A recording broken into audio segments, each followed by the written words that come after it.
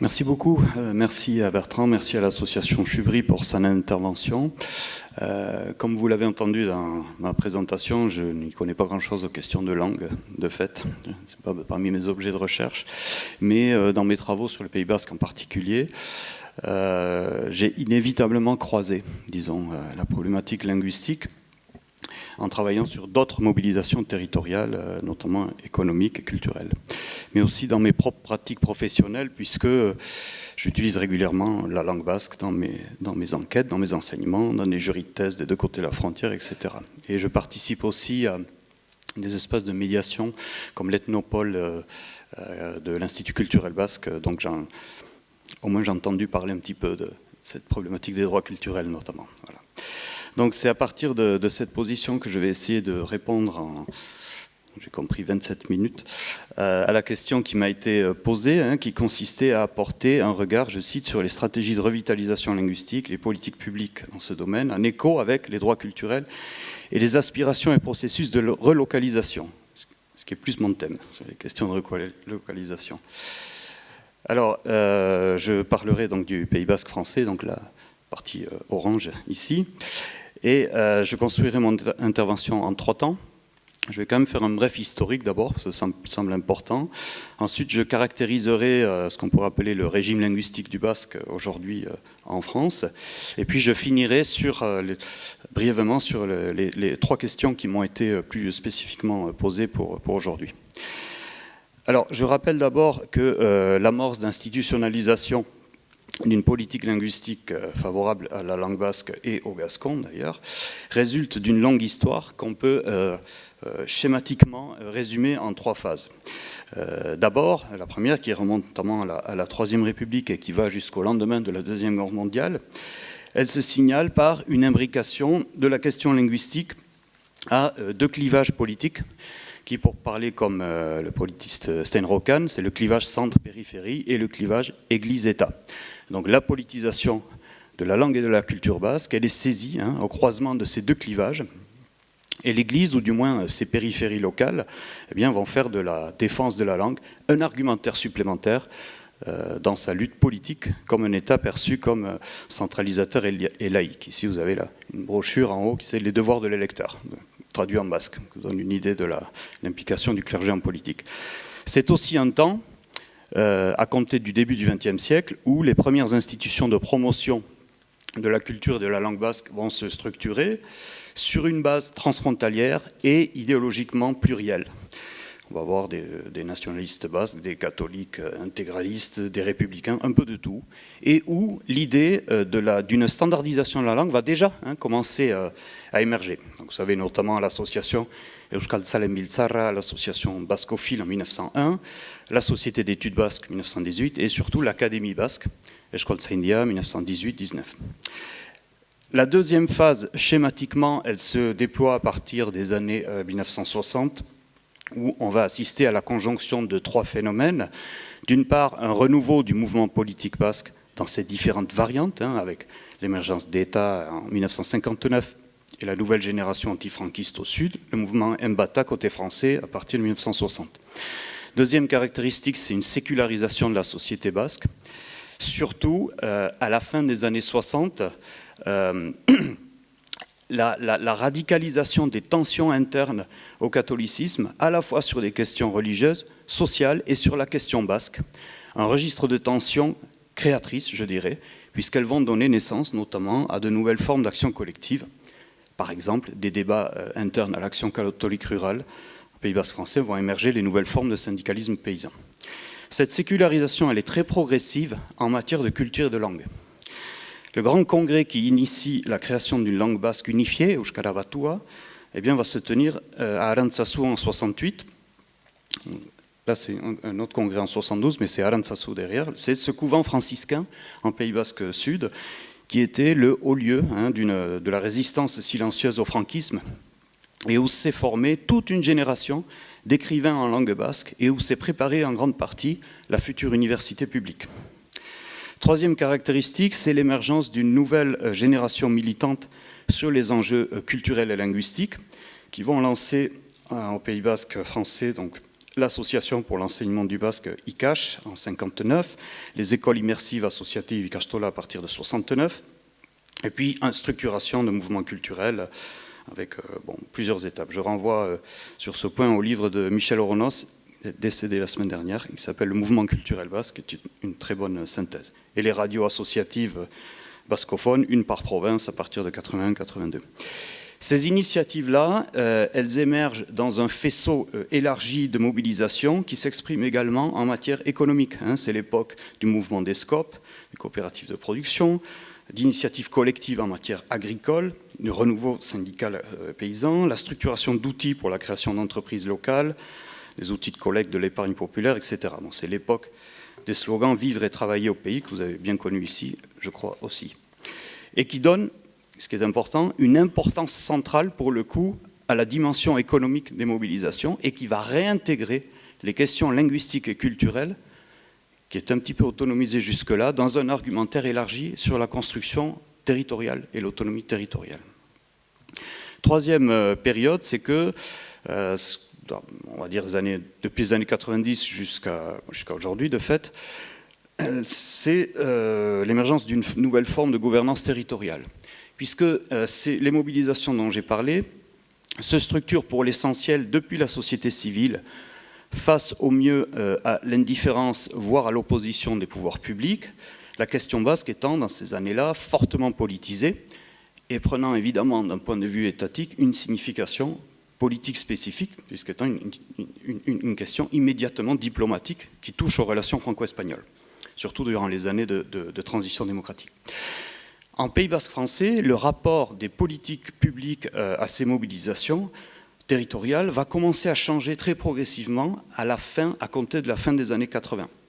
C'est une période durant laquelle l'État et ses représentants, souhaitant reprendre la main sur un territoire qui alors est soumis à des formes de violence politique de tous les côtés, va inciter à une dynamique de concertation de la société civile qui va aboutir à la mise en place d'une série d'institutions, je dirais de médiation, qui vont constituer des forums où, disons, les problèmes publics du territoire vont peut-être pas se régler, mais au moins pouvoir s'énoncer. Certains territoires, comme la Soule, la province la plus orientale, ou certains cantons banavarais avaient même anticipé la démarche participative avec les contrats de pays. Mais c'est surtout dans les années 80 et 90 que va se structurer ce que beaucoup vont qualifier de nouvelle gouvernance territoriale. Et donc on va voir pour chaque problème public, on va créer une instance, disons. Pour la langue et la culture basque, l'Institut culturel basque en 90, pour la représentation de la société civile, le Conseil de développement du Pays basque 92-94, pour un espace à l'échelle basque pour les élus, le Conseil des élus du Pays basque 95, le Pays basque 97, pour le foncier, l'établissement public foncier local en 2006, etc. Et donc c'est une construction institutionnelle qui correspond aussi à la sectorisation de la réalité par les politiques publiques et qui va s'affiner au cours des années. Et en particulier, à un moment donné, il va apparaître nécessaire de distinguer politique culturelle et politique linguistique, d'où l'apparition, en 2005, de l'Office public de la langue basque. Pour synthétiser, cette troisième période, elle se signale par l'apparition de ce que Sébastien Segas, professeur à Rennes, a appelé une nouvelle grammaire du territoire dans sa thèse, et qui se caractérise par la montée en régime d'une nouvelle représentation du territoire que le politologue Jean-Daniel Chaussier avait qualifié de territoire-objet. Le territoire comme objet de politique de développement, construite sur une vision prospective du futur, et qui se distingue toujours selon Chaussier du territoire sujet de l'identité, du territoire acteur de l'économie ou des visions du territoire agent du politique, mais au sens partisan. Il y a aussi, explique Chaussier, de la part de l'État, durant la conjoncture critique des années 80, une volonté aussi de techniciser la question du développement territorial en favorisant une démarche prospective et planificatrice pour essayer de fédérer des tendances très clivées. Bon, évidemment, la question territoriale reste très politisée puisque, malgré ou à cause de la mise en place de ce nouveau tissu institutionnel, société civile et élus vont continuer de réclamer un nouveau cadre institutionnel pour le territoire. Et c'est la mobilisation Batera qui, depuis 2002, porte 4 revendications, un département ou une collectivité territoriale à statut spécifique, la co-officialisation de la langue basque, une université de plein exercice et une chambre d'agriculture autonome pour le Pays basque. aucune n'aboutit. Mais d'une part, suite à la loi NOTRe, vous savez, en 2017, les 10 intercommunalités vont fusionner pour constituer la communauté d'agglomération du Pays Basque, qui constitue pour la première fois de son histoire un cadre d'action publique partagé à l'échelle du territoire, avec 158 communes. Ensuite, la revendication d'une chambre d'agriculture autonome, elle n'aboutit pas, mais en 2005, les acteurs de la mouvance de l'agriculture paysanne vont créer eux-mêmes une chambre alternative à statut associatif. Pas d'université autonome, mais une offre de formation supérieure qui s'étoffe en Pays Basque, avec notamment les filières en études basques. Et puis, le statut de la langue basque, à l'échelle française, ne change pas, mais de fait, une politique linguistique active se met en place sur le territoire. Voilà. Donc il y a une espèce d'institutionnalisation silencieuse et par le bas, je dirais, des problèmes publics territoriaux qui, de fait, vont donner des instruments aux acteurs et qui vont au-delà de ce que certains observateurs, notamment du côté du Pays Basque Sud, ont qualifié de décentralisation cosmétique. Ces 3 séquences historiques aboutissent à la situation actuelle qui, si on se recentre sur les questions de langue, pourrait être relue peut-être à la lumière de la notion de régime linguistique que proposent des politistes canadiennes et canadiens, Linda Cardinal, Martin Normand, Selma Sontag, Anne Mévélec, bretonne, avec qui nous avions travaillé il y a quelques années pour essayer de comparer, du point de vue politique, disons, les Basques du Nord et les francophones hors Québec, qui partageaient un petit peu ce fait d'avoir un grand voisin, disons, où la langue disposait d'un statut et d'une position consolidée. Et si on essaie de discuter rapidement, dans le cas de la langue basque en France, les 4 dimensions de ce que ces chercheuses-là appellent le régime linguistique, on verrait d'abord, première dimension politico-juridique et constitutionnelle. Bon, là, évidemment, dans le contexte français, le statut de la langue basque reste très éloigné de la co-officialité dont elle bénéficie dans la communauté autonome basque et dans la communauté forale de Navarre. À noter cependant que le PCI du Pays Basque a reconnu symboliquement en 2018 l'officialité de la langue basque et du gascon sur son territoire. La deuxième dimension, c'est la dimension symbolique qui est associée aux représentations de la langue. Ça me semble très important. Il me semble, sur là, mais c'est une impression, que la perception, en tout cas à l'échelle basque, symbolique de la langue a évolué. Puisque ici comme ailleurs, la langue basque a été longtemps stigmatisée, comme ailleurs en France, comme opposée à la modernité, au progrès, le français étant vraiment la langue de la promotion sociale. C'est des représentations qui étaient très répandues, il n'y a pas si longtemps que ça, moi je m'en souviens parfaitement dans mon enfance. Et je pose l'hypothèse que ces représentations sont en train de changer, puisque le mouvement, la mobilisation sociale, est parvenu à améliorer, voire à inverser la charge symbolique de la langue. Chez les jeunes générations, la langue basque n'est plus perçue comme incompatible avec la modernité, j'irais jusqu'à dire qu'elle en est même l'un des vecteurs. Et l'un des éléments, l'une des clés pour expliquer ça, je crois, c'est l'influence du Pays Basque Sud. Pour ma génération, on était des jeunes ruraux du Pays Basque intérieur, nous découvrions dans les années 80, avec les jeunes du Sud, que la culture et la langue basque pouvaient être urbaines, pouvaient être adaptées aux nouveaux courants culturels, musicaux, etc. Nous avions un peu, je dirais, une proposition de modernité alternative à celle que nous proposaient les médias français en particulier. Et en même temps, les Basques du Sud étaient intéressés par notre ruralité qui comportait aussi des éléments qu'eux avaient perdus. Donc tout ça, ça fait un mélange intéressant qui n'est pas pour rien dans ce que le sociologue, mon collègue Francis Jory-Guibéry de Pau, qualifie de désir de langue, parmi les jeunes générations d'aujourd'hui, et le basque comme choix, ce qui n'est pas sans lien avec les droits culturels, je crois. On observe également ces dernières années, parmi les acteurs du mouvement linguistique et culturel, un changement dans la symbolique de la communication militante, je dirais. Parce que pour attirer les citoyens, notamment les jeunes, vers la langue, il me semble que la langue symbolique qu'on a eue de la lutte, du renoncement, du sacrifice, de l'ascétisme, pensez à ces séminaristes d'Alansassou qui travaillent sur l'unification de la langue, eh bien, va céder la place peu à peu à une communication, j'ai mis quelques exemples ici, de l'enrichissement et de l'épanouissement individuel que peut apporter l'apprentissage de la langue, qu'on associe au loisir, à la convivialité, à la fête, au ludique, qui correspond aussi à un souhait d'extraire la cause des seuls cercles militants pour aboutir à une espèce de normalisation des usages. Sans parler du processus, là pour le coup, sur lequel j'ai travaillé, de réappropriation par les jeunes de pratiques coutumières comme des formes de théâtre populaire où la langue de carnaval, charivari, etc., où la langue a un rôle central. Voilà, donc une évolution sensible, à mon avis, des perceptions symboliques de la langue. Troisième élément du régime linguistique, la gouvernance. Je l'ai déjà dit en mots, le devenir de la langue fait désormais l'objet d'une gouvernance partagée entre opérateurs publics et opérateurs issus de la société civile. Du côté des opérateurs publics, on a l'Office public de la langue qui maintenant est central, qui a la gouvernance paritaire et qui s'assigne une mission d'animation et de structuration de la politique linguistique sur les 3 facteurs à la base de l'apprentissage de la langue, motivation, connaissance, usage. Du côté de la société civile, tissu très structuré d'organisation. Pour le Sud, certains sociologues parlent d'industrie du mouvement social basque, qui concerne à la fois l'enseignement, les médias, sans parler d'organisations transfrontalières qui sont spécifiquement dédiées à l'observation des droits linguistiques et qui publient des rapports annuels comme Euskararen Behatokia, etc. Et je signale aussi que bon nombre de ces structures de la société civile, agissant dans le champ culturel linguistique, pourraient, au vu de leur gouvernance, être rattachées à la nébuleuse de l'économie sociale et solidaire, puisque bon nombre d'entre elles prennent statut associatif ou coopératif. Je pense à une télévision locale, Aldudarak Vidéo, en langue basque, qui aujourd'hui est une SIC, une coopérative d'intérêt collectif. Je pense à une fédération, une coopérative européenne, société coopérative européenne, qui a été constituée entre les fédérations des Ikastola, des écoles immersives des 2 côtés de la frontière, etc.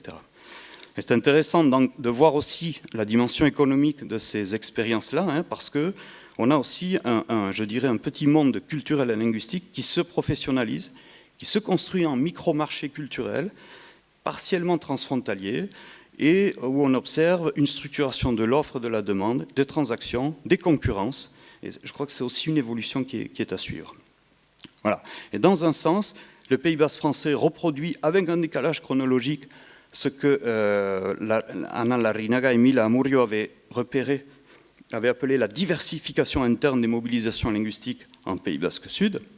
Et ce qu'elle disait, c'est que là-bas, en Pays basque Sud, on avait vu 2 cadrages distincts de ces mobilisations se développer. Le premier, politique, qui relie l'enjeu linguistique à un mouvement social plus large et à des objectifs politiques de transformation sociale, alors que le second est plus d'inspiration managériale, entrepreneuriale, qui va laisser employer à assigner un espace autonome d'activité à la langue et à renforcer sa présence dans les milieux économiques, socio-institutionnels, par la professionnalisation des opérateurs. Alors côté français, on est très loin du degré d'institutionnalisation du Sud, mais on a quelques indices un peu, disons, d'une diversification comparable des mouvements. La 4e et dernière dimension du régime linguistique, toujours selon Linda Cardinal et ses collègues, c'est la dimension opérationnelle et fonctionnelle. Évidemment, c'est là que les difficultés sont les plus importantes. D'abord parce que toute entreprise d'aménagement linguistique est confrontée en Pays basque Nord à une situation socio-linguistique très hétérogène.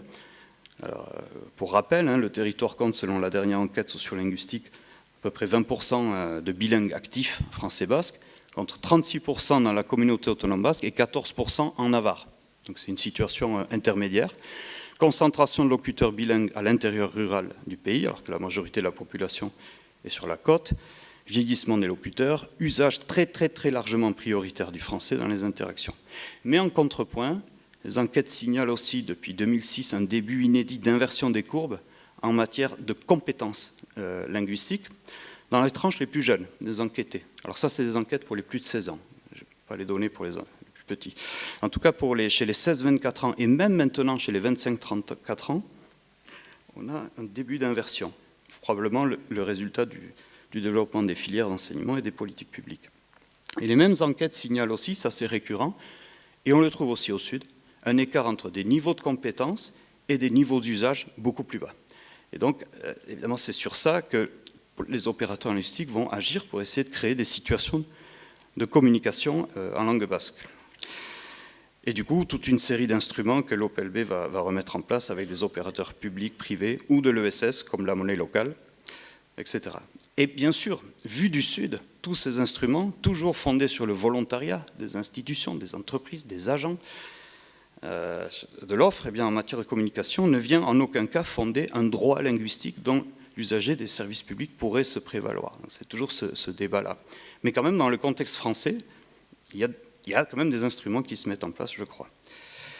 Dans les 5 minutes qui me restent, je vais essayer de répondre brièvement aux questions qui m'ont été posées. Il serait temps, vous me direz. Mais bon, je pense que tout ce que j'ai dit avant est un peu quand même indispensable pour comprendre en tout cas le contexte dont je parle. Donc j'ai regroupé un petit peu les questions de Bertrand en trois questions. La première était sur les choix de politique publique concernant le rapport entre la langue standardisée, Euskara Batua, et les variantes dialectales qu'on appelle Euskalkiak. Donc ça c'est évidemment une question liée à la dimension de l'opérationnalité dans le régime linguistique. Et sur ce point, que je n'ai pas approfondi, mais je me suis quand même renseigné auprès de l'Office public et de Naroa Gorostiaga, qui s'en occupe. D'abord signaler que c'est un débat ancien, qui remonte à la création de l'Académie, etc. En Pays Basque français, débat ancien, dans les années 60, c'était la question de la graphie, le passage à l'orthographe moderne, on remplace le CH par le X, ou on diminue l'usage de la lettre H. Il y a eu chez les linguistes basques une polémique autour de la lettre H.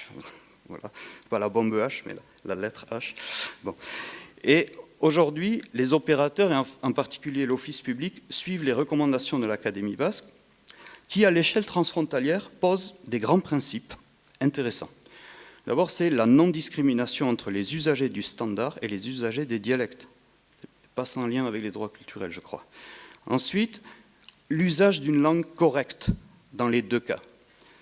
Okay, ce n'est pas parce qu'on utilise la variante dialectale qu'il faut rester dans le registre familier. Il y a aussi des normes pour les variantes dialectales. Donc, que ce soit du standard ou du dialecte, utiliser les bonnes formes.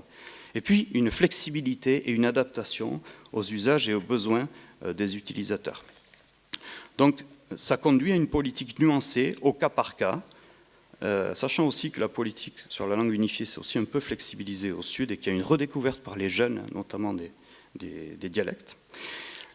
Et en théorie, côté nord, l'idée est d'aller vers le basque, l'usage du basque unifié à l'écrit, mais sans que l'usage des dialectes dans les autres registres ne pose problème. Et il y a un outil de traduction en ligne, Nolaeran de l'OPLB, qui indique d'ailleurs les variantes dialectales et leurs origines.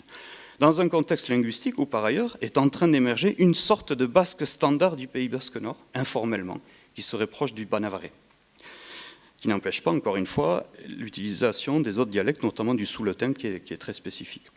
Donc le vrai enjeu aujourd'hui, en fait, c'est pas tant sur l'équilibre basque unifié dialecte, mais plutôt sur la question des nouvelles terminologies. Quand l'OPLB travaille avec le syndicat des déchets, il faut inventer une terminologie. Quand ils vont travailler chez le privé, ils vont faire la signalétique d'IKEA, tout un travail à faire, ou bien de redécouvrir, récupérer un lexique ancien, quand ils travaillent avec les apiculteurs, par exemple, ce qu'ils sont en train de faire. Terminologie. Et le deuxième défi, le vrai défi, c'est la question des registres de langue et de la qualité de la langue. Que ce soit dans le basque unifié ou dans les dialectes, et notamment dans les écoles et dans les médias. La deuxième question qu'on m'a posée, c'était sur le recours à la notion de droit culturel par les opérateurs. Bon, d'abord, ce que j'observe, c'est qu'il y avait, dans les années 80, on avait trouvé déjà un rapport d'un collectif d'associations, Pizkundea, sur les droits culturels au Pays basque. Donc ce n'est pas d'aujourd'hui. Mais par contre, aujourd'hui, évidemment, il y a un intérêt renouvelé grâce au contexte qu'on nous a expliqué dans l'intervention précédente. Et donc, il y a plusieurs initiatives. La Société d'études basques s'en est saisie à l'échelle transfrontalière. Et côté nord, c'est surtout l'Institut culturel basque qui a lancé une réflexion depuis 2017, notamment sous l'angle de « a-t-on besoin de cette notion-là ou est-ce que ça ne vient pas qualifier des choses qu'on fait déjà, finalement ?» Enfin, il y a une volonté de l'Institut de recourir, d'utiliser, de travailler cette notion qui, de fait, vient appuyer ses actions en matière de participation et d'inclusion des personnes à la vie culturelle. De fait, une dimension très présente dans certaines parties culturelles, mais qui est interrogée notamment par la professionnalisation et le risque d'autonomisation de la culture au sens restreint. Une grande consultation autour de la culture basque aussi qui a été lancée par l'Institut.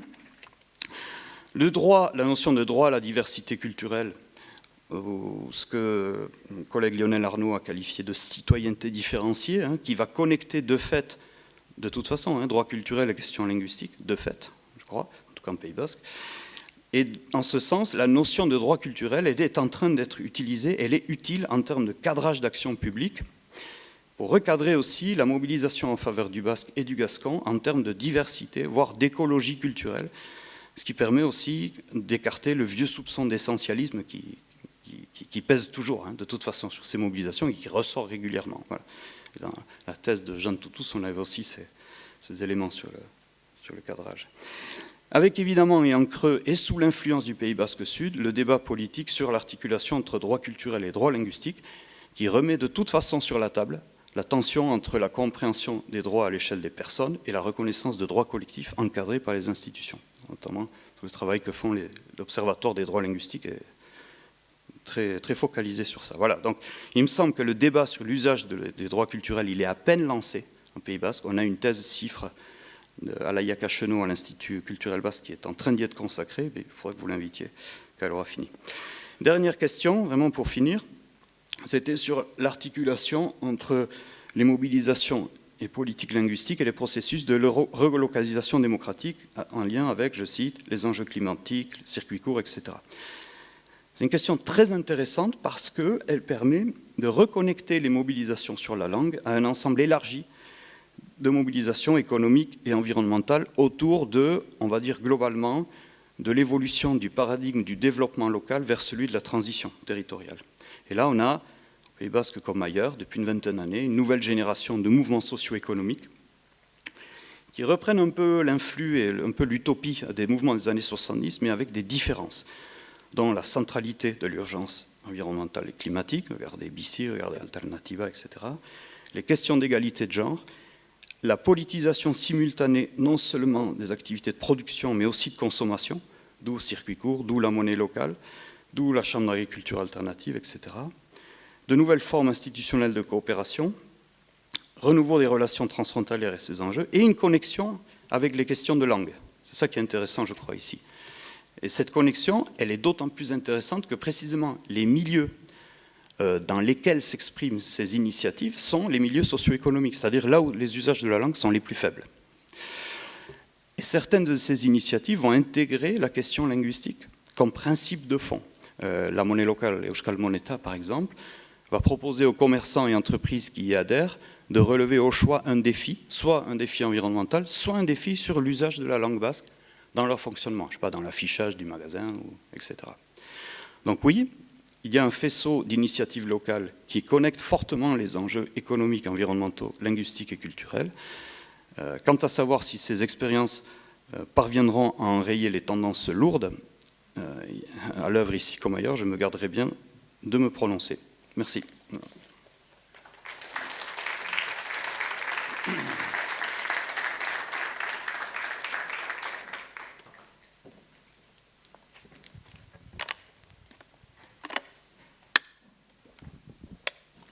Eh bien, merci beaucoup pour cette intervention vraiment riche et effectivement qui répond à pas mal de questions sur lesquelles on a échangé. Merci pour ça. Est-ce qu'il y a des questions sur la salle, dans la salle, pardon. Ah, une question ici.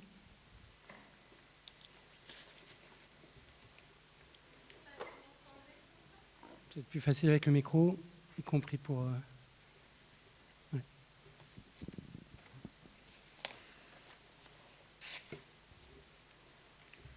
Bonjour, merci beaucoup pour votre présentation.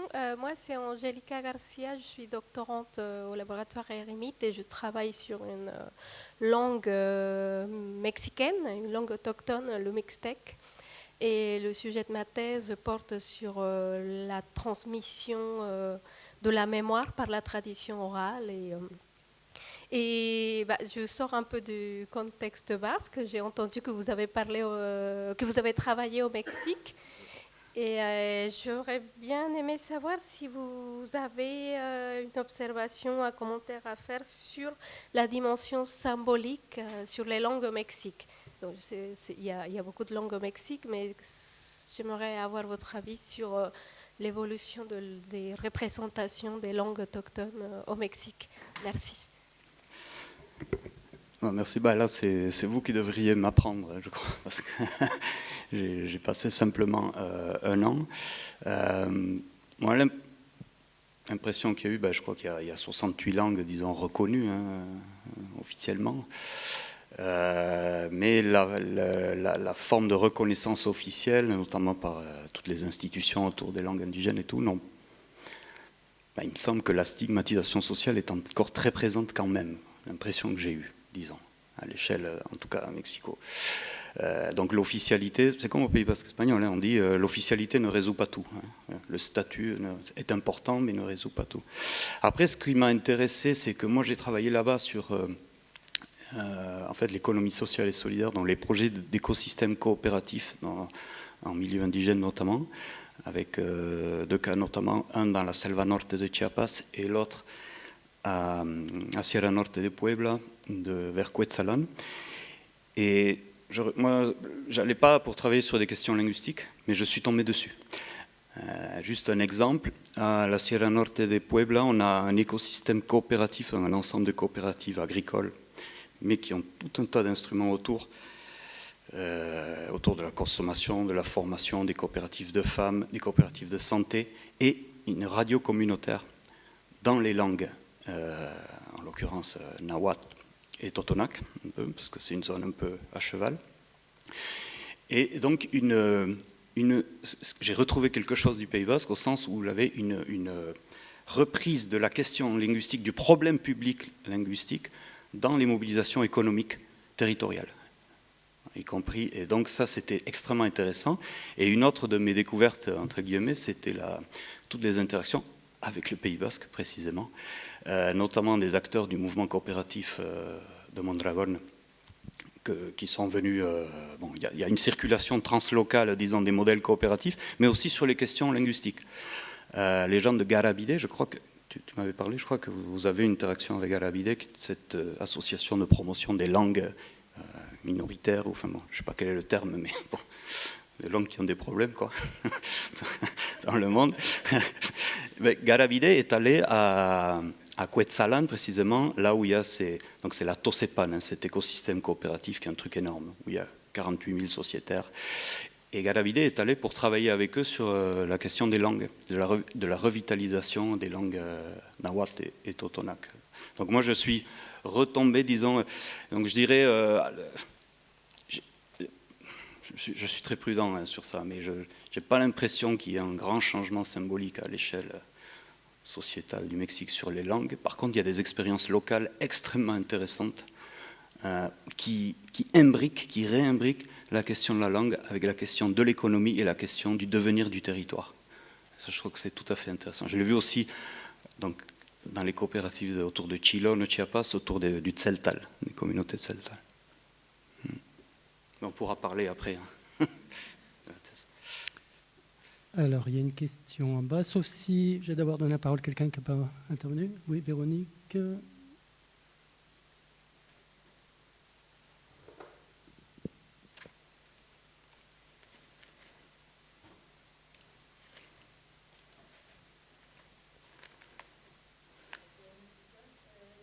Pour revenir sur la dimension symbolique, j'ai eu l'impression que tu l'associais au fait que ce qui avait permis d'inverser le stigmate, c'était aussi l'association de la langue avec une image plus urbaine.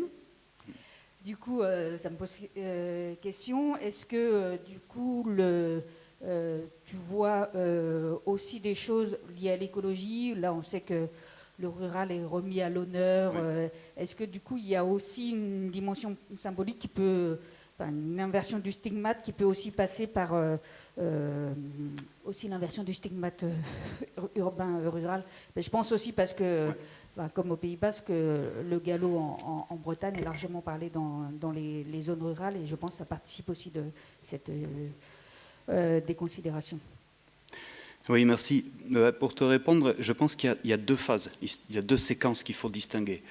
Je pense dans les années 70, 80, moi dans ma jeunesse, on a eu cette découverte de l'association de la culture basque par la ville. Et ça nous est venu du Pays Basque espagnol, voilà. Et donc que des formes culturelles modernes, entre guillemets, pouvaient s'exprimer en basque et tout ça. Donc ça, c'était déjà une nouveauté, voilà, dans des contextes où... Nous, à l'école, quand tu es petit, l'insulte, c'était Ganiche de Macaille. Macaille, c'est un village très, très paysan à côté de chez moi. Et Ganiche, c'était paysan, quoi. Bon, sale basque, sale paysan, mon père a connu ça avant, etc. Et je crois qu'aujourd'hui, tu as raison, on est dans une autre séquence qui fait, précisément, on a dans une revalorisation du rural à cause notamment de la montée des thèmes écologiques et environnementaux.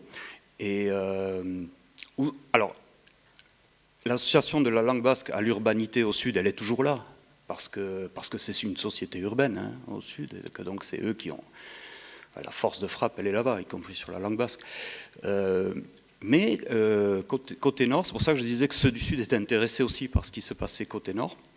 Et on a notamment des usages, et y compris des usages fonctionnels opératoires de la langue basque en milieu rural, par exemple par la Chambre d'agriculture alternative, qui reconnectent effectivement ruralité et langue dans un sens tout à fait positif. Ouais, ouais. C'est vrai. Merci beaucoup pour cette intervention. Vous pourrez échanger à un autre moment. Non, on ne va pas avoir le temps, désolé. On va passer à l'intervention suivante.